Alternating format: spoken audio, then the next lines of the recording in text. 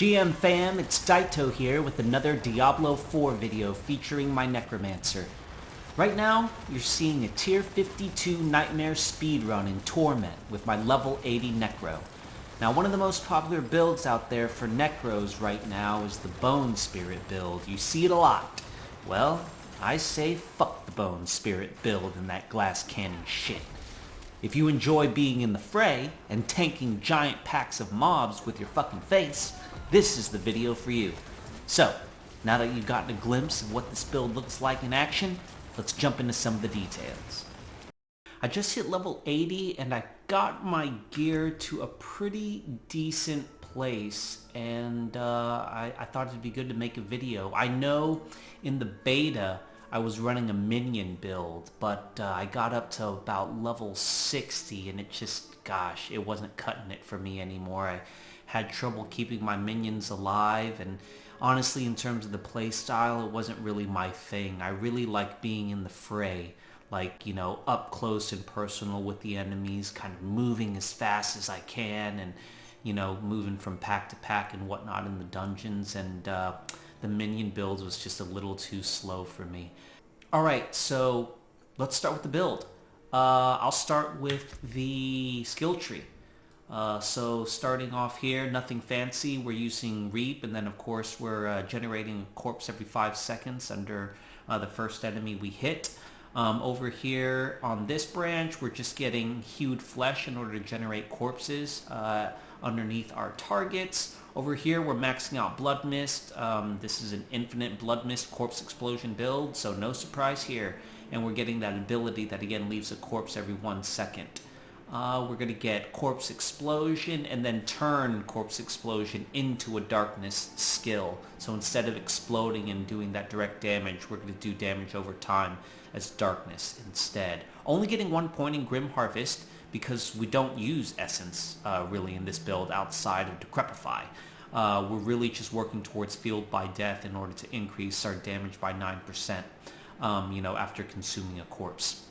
Over here, we are getting Decrepify, and then we're getting that ability that gives us a 15% chance to reduce all of our active cooldowns by 1 second. And when all of our dots are hitting multiple enemies at the same time, this triggers very, very often. This is what allows us to have pretty much infinite uptime on our Blood Mist, and almost seemingly infinite uptime on our Bone Storm. You know, when the packs are thick. Getting 3 points in Amplify damage to increase our damage on cursed enemies, and they'll always be cursed because we like to have Decrepify underneath everything and everything. And then Death's Embrace, we're maxing out, giving us damage reduction to close enemies, and, you know, when you're a tank build, that's important. And then, of course, doing a little extra damage as well.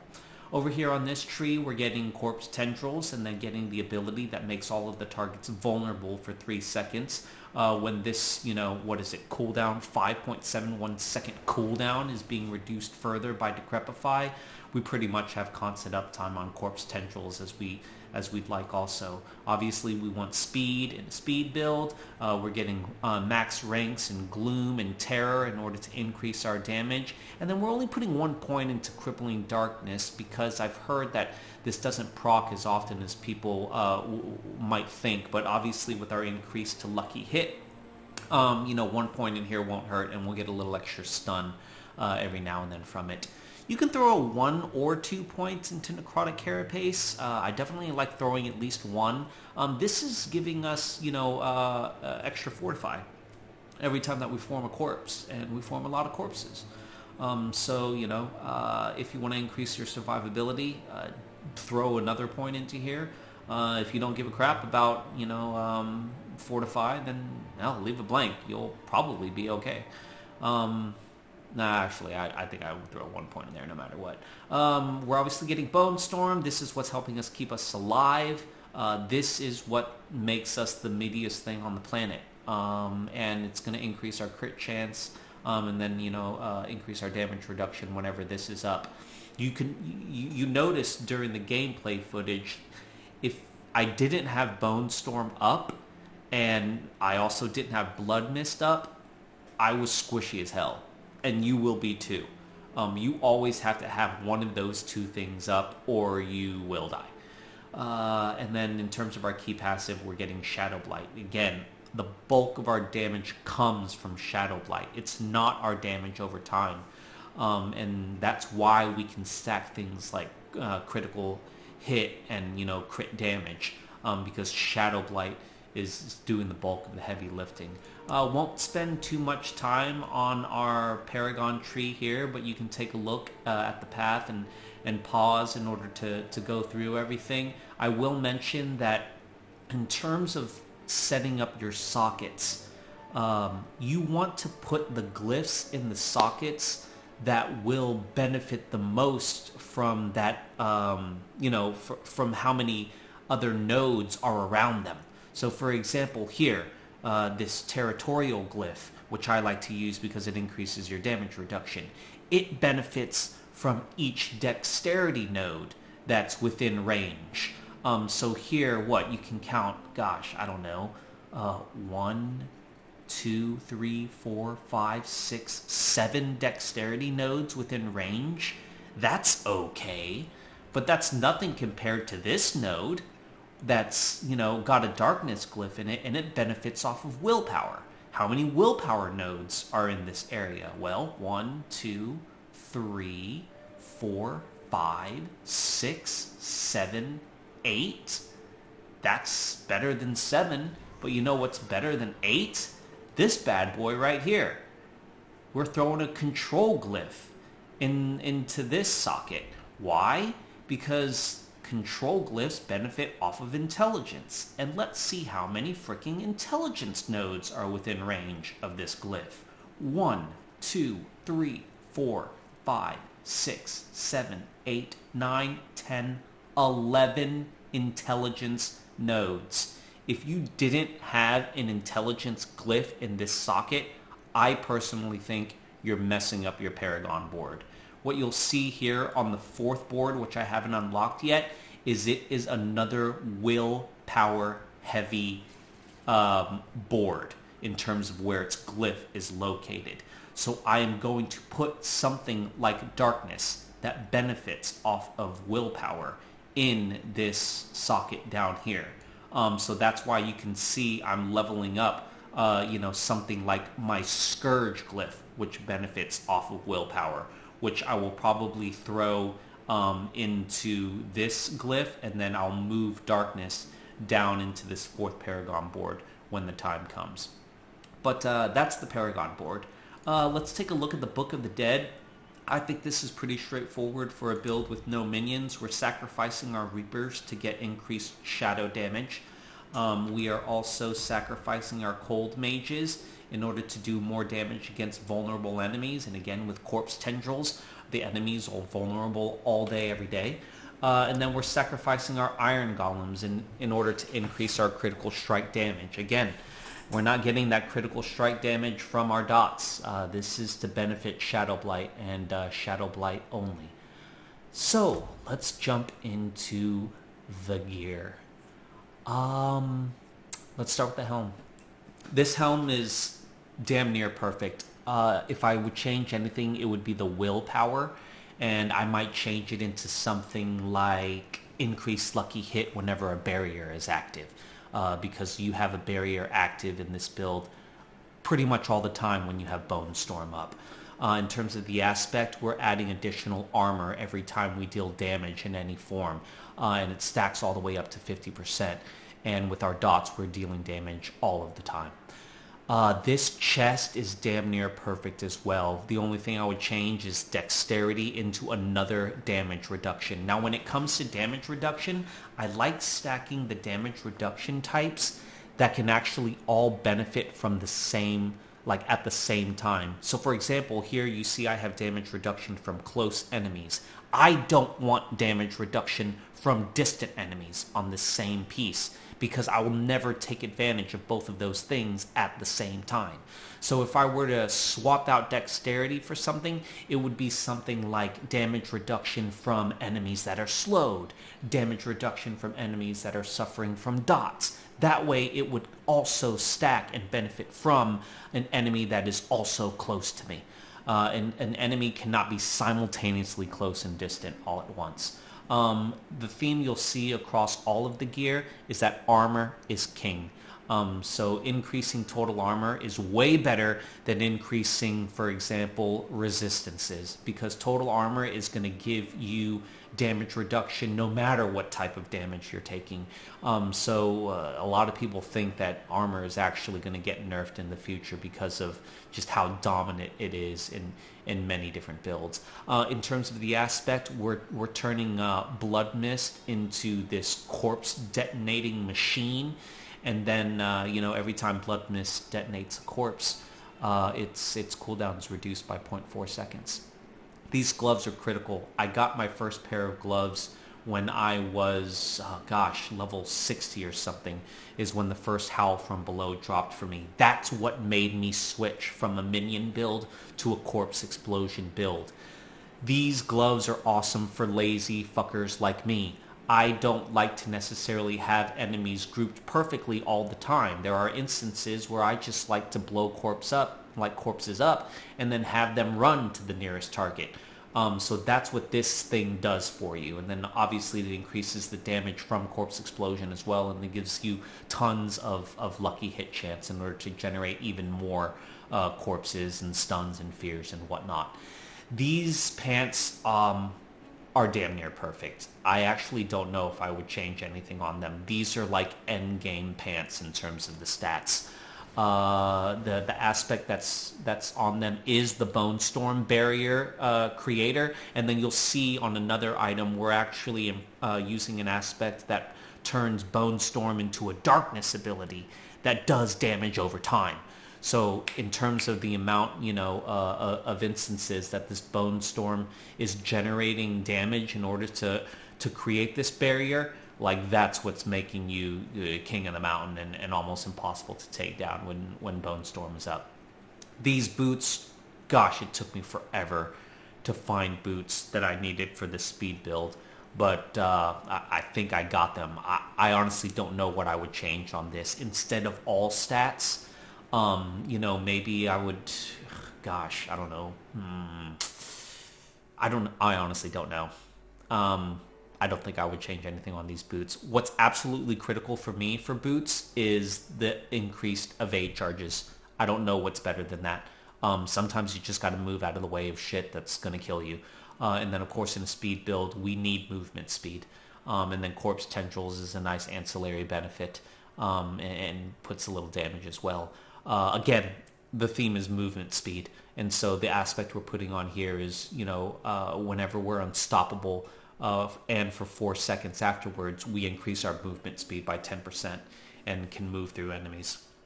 So fun fact, Blood Mist makes you unstoppable, which is why you're getting the benefit from this aspect all day, every day. This weapon, you can see, is... I haven't re-rolled any of the stats. I don't know what I would change. I will always use a wand with this build because I need lucky hit chance. I need to generate more corpses. Vulnerable damage, critical strike damage, absolutely critical. You can tweak the damage to close enemies and the damage to stun enemies if you'd like. But again, I wouldn't suggest having like damage to close enemies and also damage to distant enemies because those don't stack. So if I would change something on this, instead of damage to stunned enemies, maybe it's damage to slowed enemies or damage to crowd-controlled enemies. Because with Decrepify, those two criteria are always met. But, with Corpse Tendrils, the enemies are stunned pretty often too. And in terms of percentages, I haven't seen other damage increases in that kind of plus 30% range. But if I do, I'd be willing to re-roll that stat on this as well. The aspect is important. This is when, Blood Mist does a little bit damage over time, but more importantly, our movement speed is no longer reduced while Blood Mist is active. And remember, we're using Blood Mist to trigger corpse explosions. So what's great about movement speed is it doesn't just, speed up your runs. It actually serves as increased damage when you're blowing up corpses, but it's also increasing your survivability because you're blowing up more corpses as you move around fast, and the cooldown is being reduced on Blood Mist with each corpse that's being exploded. So movement speed is your best friend. It's a win-win. It helps with offense and it helps with defense. On to the jewelry. This amulet is pretty good. I would change the damage reduction from close enemies to something a little bit more offensive, like crit chance or lucky hit chance. But other than that, I think cooldown reduction is a must. Movement speed is a must for speed runs, and then you kind of want that plus ranks to something that does damage, and that terror passive is pretty good. You know, you could swap this out for something like, I don't know, plus to corpse skills or something like that.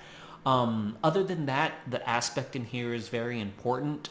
As you notice, certain aspects get like a 50% bonus when you put them in the amulet slot. So this is the aspect we want taking advantage of that bonus. It's the one that flat out increases all of our damage by 138% for 6 seconds after Shadow Blight hits 10 times. And Shadow Blight hits all of the time, and we want that flat damage increase, so that's why we put it in the Ami. If this were the end game and we were pushing, for higher dungeon tiers, I would probably put this armor aspect into my amulet for survivability, because in the end game, surviving is more important than doing damage. And so I would put armor into this amulet and then kind of move everything else around in order to make it work. This ring is pretty damn good. I actually would not change anything about this ring if it were the end game.